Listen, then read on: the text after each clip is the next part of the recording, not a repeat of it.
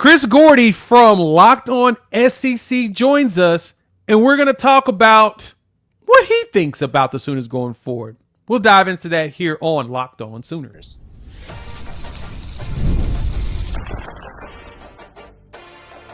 You are Locked On Sooners, your daily podcast on the Oklahoma Sooners. Part of the Locked On Podcast Network, your team every day. And once again, thank you for making Locked On Sooners your first listen every single day. Shout out to all the everydayers out there for tuning in and subscribing to the show. Follow myself at Unfair Sports and follow John at John9Williams on X and wish him a happy birthday. But also, on top of that, got us something special for you all. We have a survey that we would like you all to take. So we have this important request. Locked On wants to hear from you. We put together a survey to learn more about our listeners and make your favorite podcast even better. This is your chance to tell us what you like, what you don't, and answer questions about our advertising. So go to lockedonpodcast.com/survey. You can also use the link on the screen here or the QR code. Everyone who completes a survey will be entered for a chance to win one of 10 $100 Amazon gift cards. Hey, make some money. So again, that's lockedonpodcast.com/survey. You can also find a link in the show notes. Thank you for helping us out. And now let's chop it up with Chris Gordy from Locked On SEC. We got Chris Gordy from Locked On SEC here to join us to talk some Oklahoma ball. He's got to give us a little love on accident. Chris, how you doing today? What's up, Jay? Good to be on, man. Yeah, I'm glad that you were able to take some time to join us. We got to talk. The season's about to start. It is game week. The weather is beautiful everywhere. It looks like everybody's enjoying some 70s and 80s, and it's a little cold front, but this is football weather. And so, Gordy, I had to ask you, now that we're in this week, all of the hype's calmed down, everybody's giving their opinions. How are you feeling about Oklahoma Sooners, and what's your expectations for them going into this season? Well, I mean, I think the offense has to be better this year. I mean, that's the reality of the situation. It was so inconsistent and not good last year, and everybody knows about the injuries and all that. But, you know, when you keep saying that, it starts to sound like to other people excuses, right? I mean, it's, you know, people have to deal with injuries, and obviously Oklahoma had to deal with more than anybody last year. But you bring in the hype of John Mateer, and obviously, you know, we all know what he did last year, and obviously Ben Arbuckle as the OC coming with him. I think everybody feels pretty good that this offense is going to look much better. But that said, I mean, against Illinois State, I mean, even if you beat them down, I don't know how much we can take away from it. Because I was this week, a year ago, I was in Las Vegas getting ready to watch USC and LSU, and was at one of the sports books watching that Friday night game between Oklahoma and Temple. And I watched Oklahoma run up 400 yards of offense and 50 points or whatever they scored. It was like, wow, yeah. Okay, Oklahoma looks pretty good. And then, you know, this thing progressed and it didn't so much anymore. So like I said, I think you just want to see them come out this week against Illinois State, and just, you want to see the passing game there. You want to see Mateer have a nice day. You want to see what this backfield looks like. I know a lot was made earlier in the week on, oh my God, the running back depth chart. Why is Jay not number 3? I think all that will settle itself in time. But, you know, if it is Javonte Barnes' time to shine, then go shine. Let him go show what he can do. But again, you know, it's one of those tough ones where you're supposed to beat up on a team like this, but you just want to see those missing ingredients that were missing for so much of last year. Yeah, and that's basically the mindset of all the Sooner fans as well as Sooner Nation. So you kind of echo exactly how all of us and our sentiment is. We want to see it. We want to see it as well. And just like you said, in that first game against Temple on a Friday night, you got to see Oklahoma run up some scores. I mean, there's a lot of defense in that game, a lot of turnovers, a lot of sacks. You saw a lot of everything you wanted to see from the defensive side of the ball, but the offense did not look like it was really in a sync. I mean, the big thing in that game was the third down conversions, which was awful. That was, I actually lost my mind after that game talking about that. So if there's anything that I think I could see coming from this game, is that if we struggle once again in third down conversions, I think that this experiment's over. That's basically the only thing I'm looking at. Yeah, and again, all the newness, right? I mean, a new play caller, a new quarterback, new receivers, right? I mean, who's going to be that guy? I was super excited to see Deion Burks last year, and I know that the injuries hampered him, but at times he looks like he could be a special player, and so now hopefully we get a full season of him in the SEC to show what he can do. I think he could be a big-time playmaker in this league if he can stay healthy all year. Satania coming over from Arkansas, what's that look like? I just think that there's a lot of pieces here that we kind of want to know what this identity is going to be. What are you?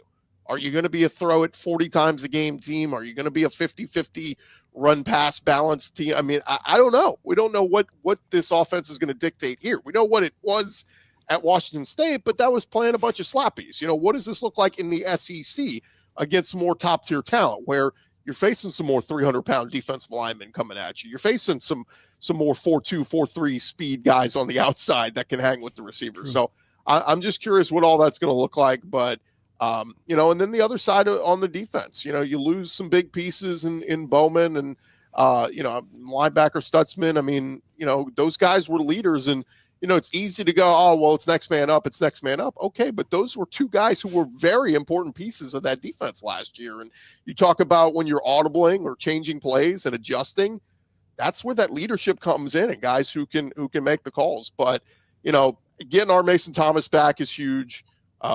Kip Lewis I've heard good things about. So, I think the leadership is there, or guys ready to step up. And then, the new additions like Marvin Jones and Kendall Daniels, and what do they bring? So, again, I'm high on Oklahoma. It's just, you got to weather the storm. I think when you're in the SEC now, you really have to take this thing week by week. But it's going to be hard not to get excited, Jay, though. If we come out of this weekend and Mateer throws for a ton of yards, I think we're going to, people will quietly be saying, oh, Heisman, is that in the conversation? Like, it's what we do these days. We overreact to what we see in 1 week.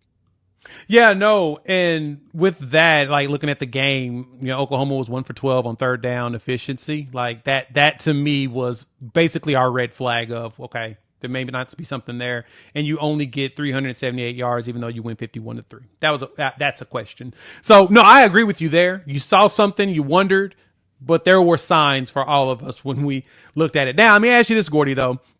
If hypothetically Oklahoma does end up in the college football playoff, a potential chance, what would be the path? As we look at the schedule here, this schedule is no joke. We know that Oklahoma is considered having one of, if not the toughest schedule in college football, with Michigan coming to town and then, traveling to South Carolina, Tennessee, and Alabama, LSU coming to town, Ole Miss, potentially something, Texas, of course, Red River. When you look at this schedule, if there was a path for Oklahoma to make it to the playoffs, how would they get there? Yeah, I think what you want to happen is, and I made this prediction last year, I may have just been a year ahead of myself.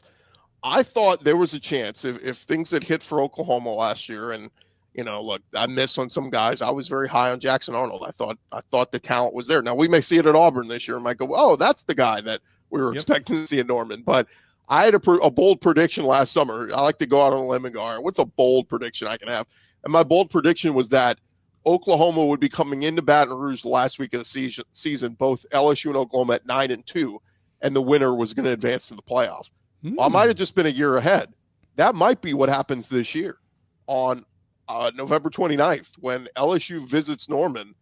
There could be 2 9-2 teams, and the winner is fighting for a playoff spot. Now, the committee has changed their, how they evaluate things. Strength of schedule means a little bit more. So maybe 9-3 does get you in. So maybe they both get in the playoff if it's a good battle. But I just think that could be a scenario. And so can you weather the storm and only have 2 losses? Look, that week 2 game against Michigan is going to be big.